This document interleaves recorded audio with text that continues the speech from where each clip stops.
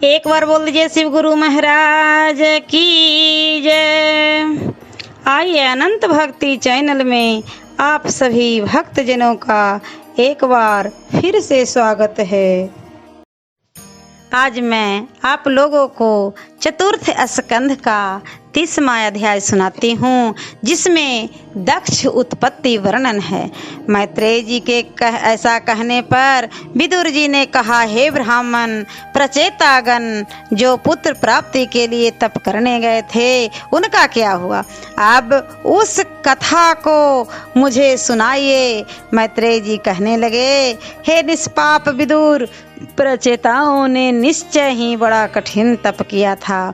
उन्होंने समुद्र के भीतर प्रवेश कर जप रूप यज्ञ तथा तप से विष्णु जी को प्रसन्न किया था, और उस प्रकार 10,000 वर्ष के बाद उन्हें विष्णु जी का दर्शन मिला था। जिस समय नारायण विष्णु जी उन प्रचेताओं के मध्य में आकर प्रकट हुए, उस समय वहाँ अपूर्व शोभा छा गई। उसके प्रकट होते ही वहाँ 10 दिशाओं का अंधकार दूर हो गया। भगवान के चमकते हुए स्वर्ण के आभूषणों से उसका कपोल और मुख बड़ा ही सुंदर जान पड़ता था। वे पीतांबर धारण किए, गले में मणियों की माला पहने गरुड़ पर सवार ऐसे शोभित हो रहे थे जैसे सुमेरु शिखर पर मेघ शोभायमान होवे। उसके सिर पर मुकुट चमक रहा था। 8 भुजाओं में 8 प्रकार के आयुध पहने पार्षदों, मुनियों और देवताओं से सेवित थे। गरुड़ के पंखों से ऐसा उत्तम शब्द हो रहा था मानो किन्नर का समूह वेदवाणी द्वारा भगवान की कृति को गा रहा है। तब अपनी ऐसी अनुपम छटा और सौंदर्य को प्रकाशित करते हुए भगवान जो उन प्रचेताओं के मध्य में आए तो एक गंभीर वाणी के साथ बोले, हे राजपुत्रों, तुम लोग मुझसे वर मांगो, तुम्हारा कल्याण हो। तुम्हारी उपासना से मैं बहुत प्रसन्न हूँ। मेरा आशीर्वाद है कि जो संध्या के समय में तुम्हारा स्मरण करेगा वह अपने भ्राताओं और अन्य प्राणियों से प्रेम करने वाला होगा। जिस रुद्र गीता द्वारा तुम लोग मेरी स्तुति कर रहे हो, उसके द्वारा जो कोई मेरी स्तुति करेगा उसे उत्तम कृति प्राप्त हो जाएगी। जाओ, तुम्हारी मनोकामना पूर्ण होगी और तुम्हें एक बड़ा ही प्रतापी और तेजस्वी पुत्र प्राप्त होगा। पुत्र तेरा तपस्वी भी होगा, जो सब गुणों में ब्रह्मा के समान और उसकी संतानों से पृथ्वी भर जाएगी।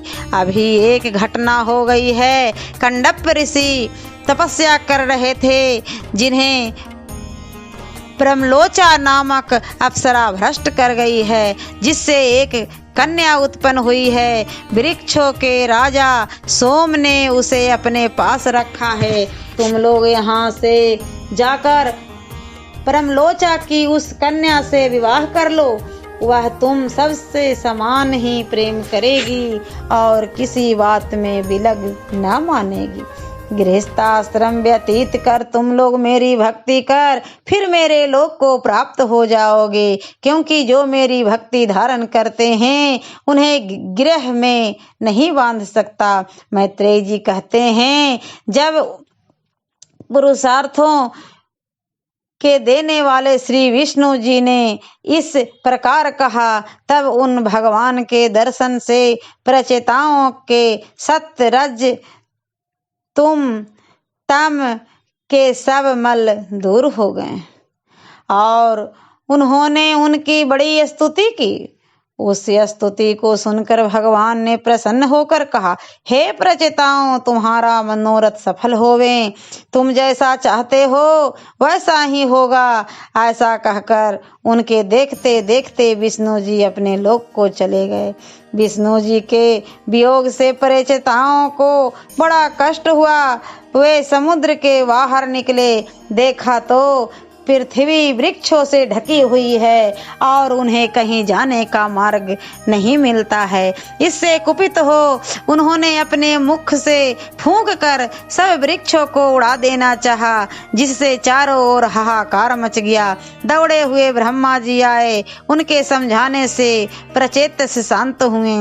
ब्रह्मा जी ने वृक्षों के राजा से कहकर उन्हें कन्या उन्हें दिला दी। ब्रह्मा जी की आज्ञा से प्रेचेताओं ने उस मारिसा नामक कन्या को ग्रहण किया। उसी कन्या से शिव जी के अपमान करने से पूर्व जन्म के ब्रह्मा के पुत्र दक्ष फिर उत्पन्न हुए, जिनसे उत्पन्न होते ही सब तेजस्वियों को अपने तेज से दबा दिया। वह सब कर्मों में बड़े दक्ष थे, जिससे उनका नाम दक्ष पड़ा।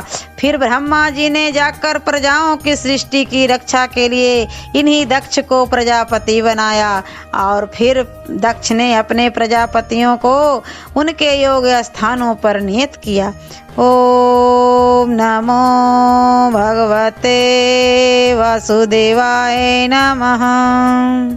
और चतुर्थ स्कंध का 31वां अध्याय मैं अगले वीडियो में सुनाती हूँ।